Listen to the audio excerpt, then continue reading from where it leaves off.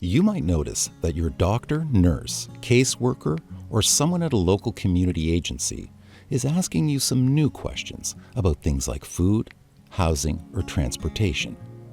You might be asked these questions in different ways. Online, on a paper survey at your appointment, or by a person you see at the office, on the phone, by your provider. We understand these questions can feel personal.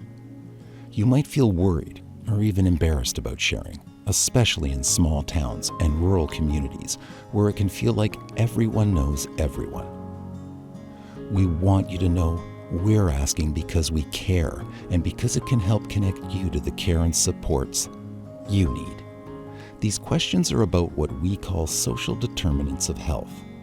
That's just a fancy way of saying that things like having enough food, a safe place to live, being able to get to appointments, or picking up medications all affect your health. Meet Morgan. Morgan has a full-time job, but sometimes doesn't have enough money to buy what they need. At a recent appointment, Morgan's nurse asked them some questions about food, housing, and transportation. And even though Morgan felt a bit embarrassed to talk about it, they decided to share that they've even been skipping some appointments because they don't have a way to get there. They also mentioned their heating bills have gone up and they've been cutting back on groceries and even medications to keep the lights on. Because they spoke up, the nurse connected them to a volunteer driver program through Community Care, a utility relief program that helps with heating costs, and a local food or pharmacy delivery option so they don't always have to travel. It's not always a perfect fix, but knowing what's going on helps care providers support Morgan's health in ways that make sense for their life. That's why we're asking these questions, so that we can understand what's going on in your life and connect you to supports that exist right here in Kawartha Lakes and Halliburton. And what happens to the information you share? It's kept private and protected.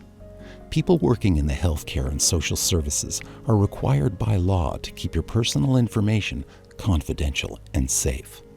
Some organizations may do this by asking you to sign a confidentiality or privacy form.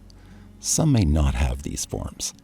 Either way, your provider is still required by law to protect your information and only use it to support your care. When you share, you help us help you. And you help us build a healthier community for everyone. So, at your next appointment, intake, or visit, you might see these questions again. We would really appreciate you sharing when you feel ready.